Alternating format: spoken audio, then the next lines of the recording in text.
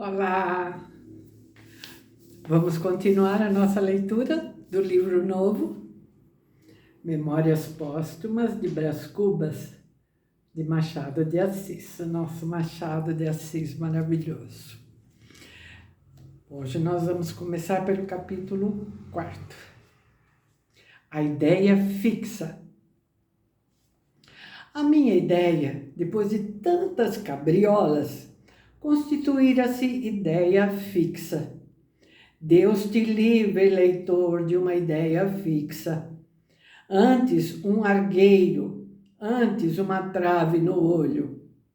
Vê o Cavour. Quem é Cavour? Na realidade, Brás Cubas, Camilo Benso Cavour, 1810-1861.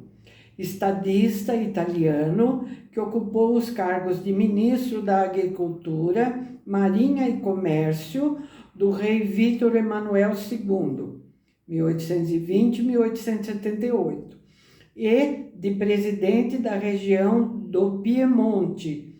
Foi um dos promotores da unidade italiana. Então, ele vê o Cavour. Foi a ideia fixa da unidade italiana que o matou. Verdade é que Otto Bismarck, 1815-1898, estadista prussiano, foi ministro das Relações Exteriores e primeiro-ministro do rei Guilherme II, 1859-1941, e um dos promotores da unidade alemã. Então, verdade é que Bismarck não morreu, mas cumpre advertir que a natureza é uma grande caprichosa e a história uma eterna loureira. Por exemplo, Suetônio. Caio Suetônio Tranquilo, 69 a 70, 141.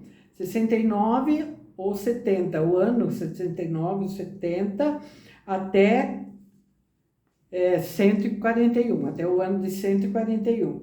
Historiador latino, autor da Vida dos 12 Césares. Então, por exemplo, Suetônio deu-nos um Cláudio, Tibério Druso Cláudio I, 10 a.C. a 54 depois de Cristo. Imperador romano de 41 a 54 depois de Cristo. Então, o Suetônio deu-nos um Cláudio, que era um simplório, ou uma abóbora, como lhe chamou Sêneca. Sêneca, o moço, ano 2 ao ano 66. Filósofo estoico, preceptor de Nero, 54-68. Foi, nesse período, né? Foi por este obrigado a suicidar-se como suspeito de conspiração contra o imperador. Então, como lhe chamou Sêneca, e um Tito Flávio Vespasiano, 39 a 81, imperador romano, de 79 a 81, que mereceu ser as delícias de Roma. Veio modernamente um professor e achou meio de demonstrar que dos dois Césares, o delicioso, o verdadeiro delicioso, foi o abóbora de Sêneca. E tu, Madama Lucrécia Borgia, 1480-1519, filha do Papa Alexandre VI e irmã de César Borgia. Então, e tu, Madama Lucrécia, flor dos Borgias, se um poeta te pintou como a Messalina católica, apareceu um Gregorovius incrédulo que te apagou muito essa qualidade E se não vieste a lírio, também não ficaste pântano. Eu vou ler agora sobre Messalina e sobre Gregorovius. Messalina, 15 a 48, quarta esposa do imperador romano Cláudio, ficou famosa por suas orgias. E Fernando Gregorovius, 1821-1891, poeta e historiador prussiano, autor da História da cidade de Roma na Idade Média. São 8 volumes, 1859-1872. Eu deixo-me estar entre o poeta e o sábio. Era fixa a minha ideia, fixa mesmo. Não me ocorre nada que seja assaz fixo nesse mundo. Talvez a lua, talvez as pirâmides do Egito, talvez a afinada dieta germânica. Veja o leitor a comparação que melhor lhe quadrar. Veja e não esteja daí a torcer-me o nariz, só porque ainda não chegamos à parte narrativa dessas memórias. Lá iremos. Creio que prefere a anedota à reflexão, como os outros leitores, seus confrades, e acho que faz muito bem, pois lá iremos. Todavia, importa dizer que este livro é escrito com a pachorra de um homem já desafrontado da brevidade do século.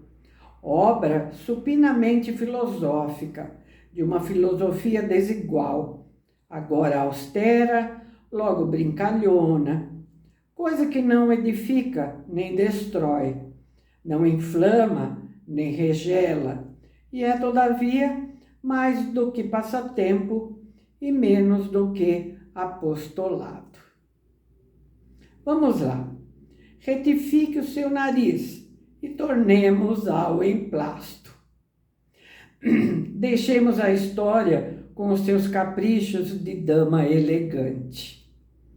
Nenhum de nós pelejou a batalha de Salamina. Nos arredores da ilha grega de Salamina ocorreu a célebre batalha naval de 480 a.C., entre Xerxes e Temístocles, saindo-se vitorioso este. Então, nenhum de nós pelejou a batalha de Salamina, nenhum escreveu a Confissão de Augsburgo.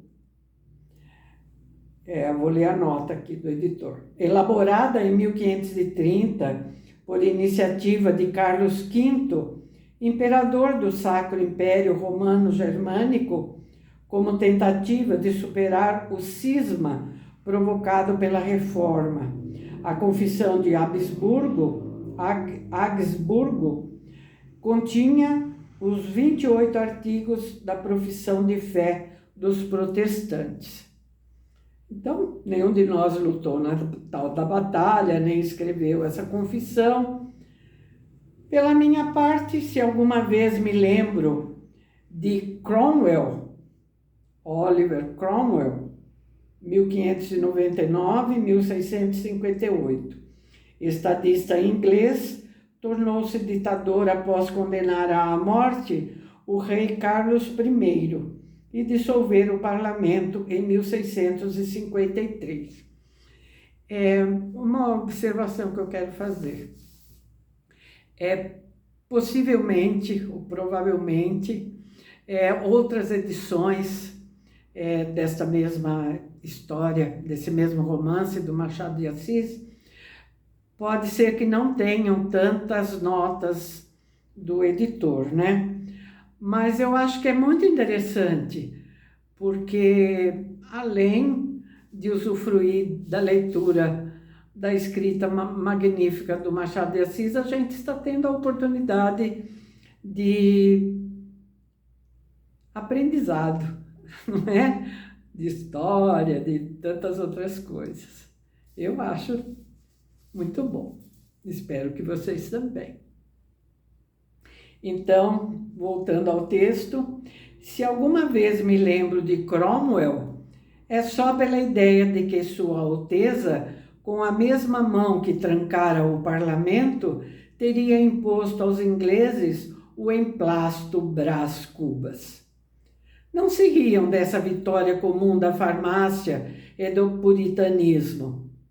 Quem não sabe que, ao pé de cada bandeira grande, pública, ostensiva, há, muitas vezes, várias outras bandeiras modestamente particulares, que se hasteiam e flutuam à sombra daquela, e não poucas vezes lhe sobrevivem.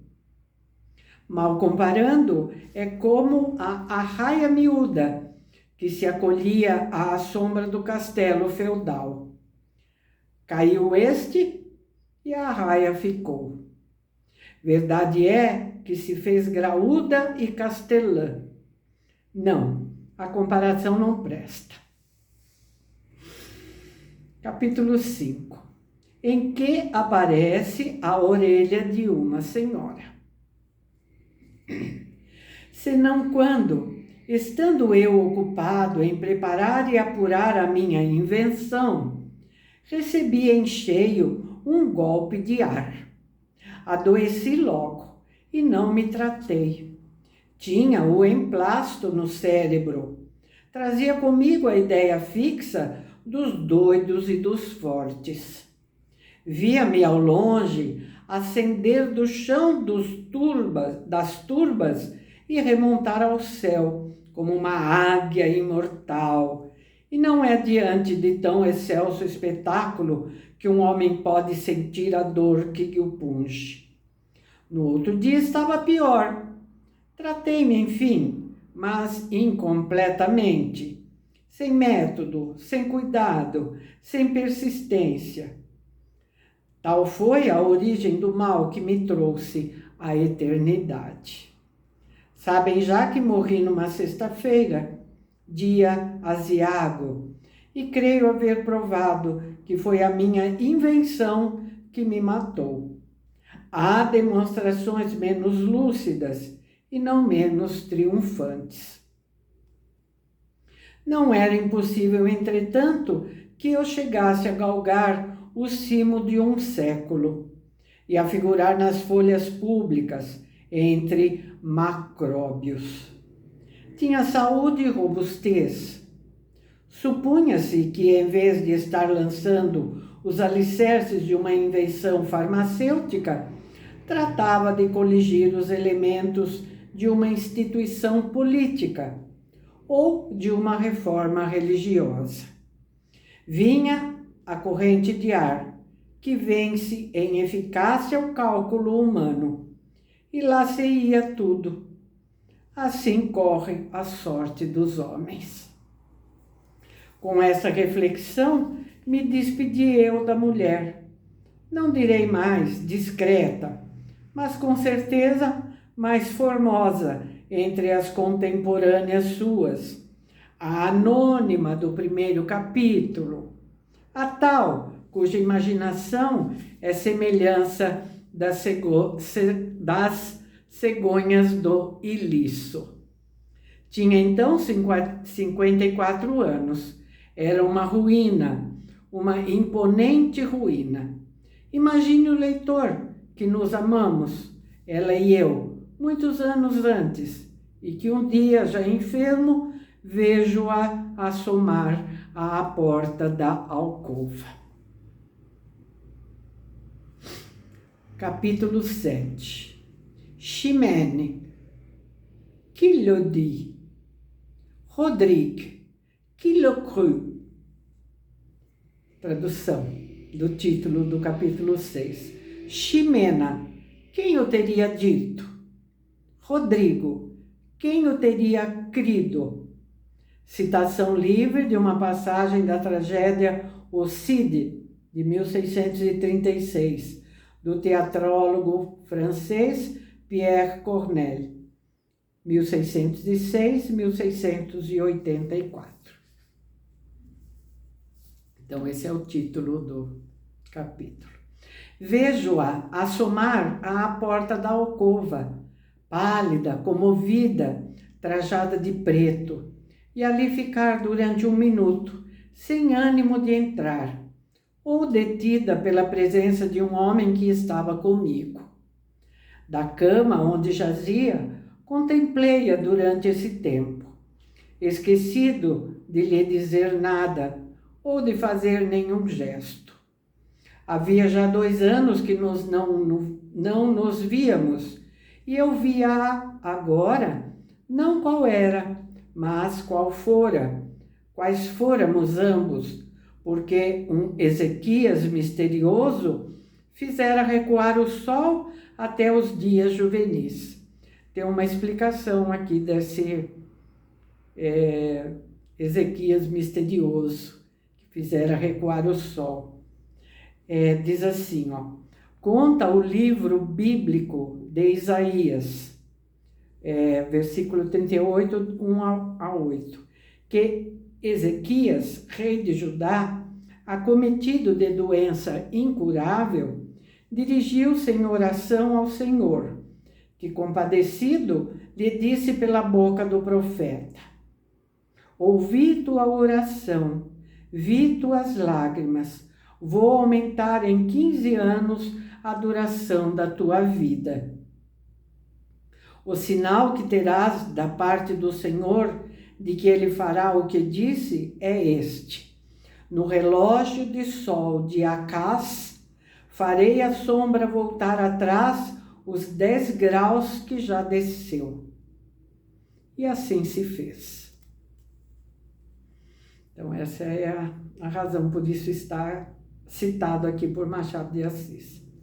Recuou o sol, sacudi todas as misérias, e este punhado de pó que a morte ia espalhar na eternidade do nada, pôde mais do que o tempo, que é o ministro da morte. Nenhuma água de juventa igualaria ali a simples saudade. Juventa é deusa romana da juventude, Hebe para os gregos, que transformada em fonte, teria o dom de rejuvenescer por meio de suas águas àqueles que se banhassem nelas. Então, nenhuma água de juventa igualaria ali a simples saudade. Creiam-me, o menos mal é recordar. Ninguém se fie da felicidade presente. Há nela uma gota de baba de Caim. Nota, referência à inveja que Caim, primeiro filho de Adão e Eva, teve das graças de seu irmão Abel, e que o levou a matá-lo, segundo o relato bíblico.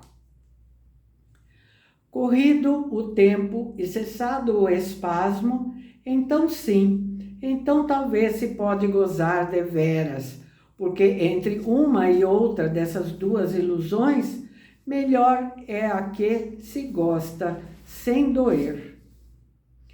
Não durou muito a evocação. A realidade dominou logo. O presente expeliu o passado. Talvez eu exponha ao leitor, em algum canto desse livro, a minha teoria das edições humanas. O que por agora importa saber é que Virgília, chamava-se Virgília, entrou na alcova firme com a gravidade que lhe davam as roupas e os anos, e veio até o meu leito. O estranho levantou-se e saiu.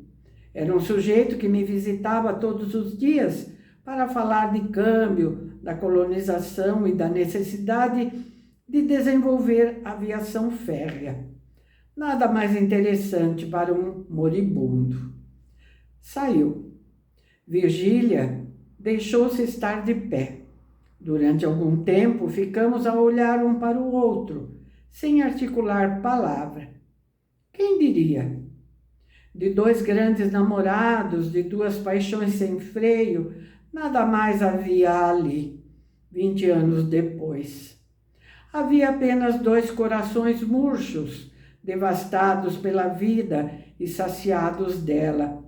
Não sei se em igual dose, mas enfim, saciados. Virgília tinha agora a beleza da velhice, um ar austero e maternal. Estava menos magra do que quando a vi pela última vez numa festa de São João na Tijuca. E porque era das que resistem muito, só agora começavam os cabelos escuros a intercalar-se com alguns fios de prata. Anda visitando os defuntos? Disse-lhe eu. Ora, defuntos, respondeu Virgília com um muxoxo. E depois de me apertar as mãos, ando a ver se ponho os vadios para a rua. Não tinha a carícia lacrimosa de outro tempo, mas a voz era amiga e doce. Sentou-se. Eu estava só em casa, com um simples enfermeiro. Podíamos falar um ao outro sem perigo. Virgília deu-me longas notícias de fora, narrando-as com graça, com um certo travo de má língua, que era o sal da palestra.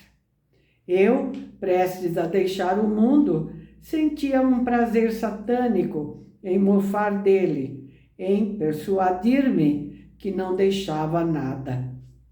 Que ideias essas? Interrompeu-me Virgília, um tanto zangada. Olhe que não volto mais. Morrer. Todos nós havemos de morrer. Basta estarmos vivos.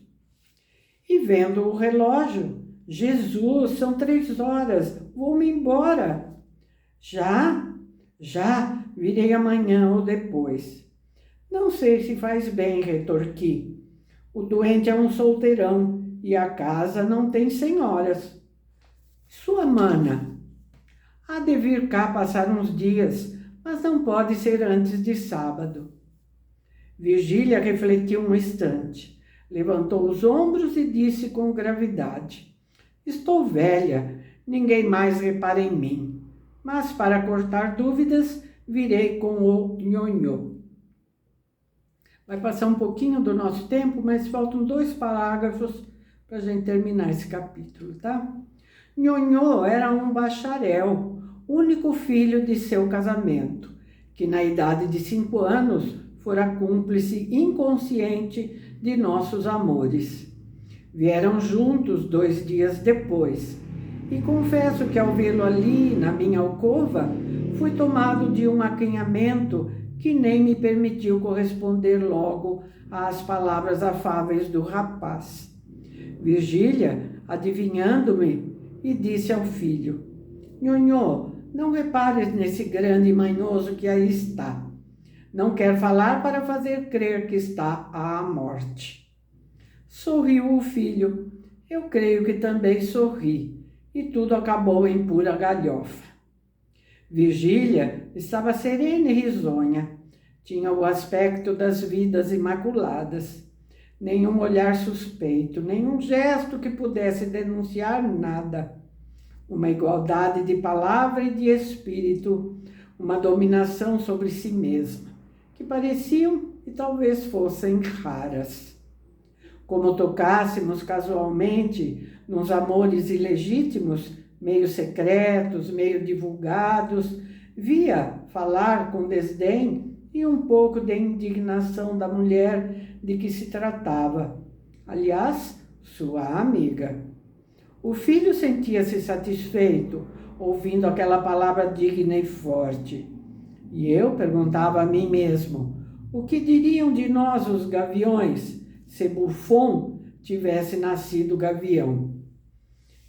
Georges-Louis Leclerc de Buffon, 1707-1788, naturalista e escritor francês, famoso pela pompa de seu estilo.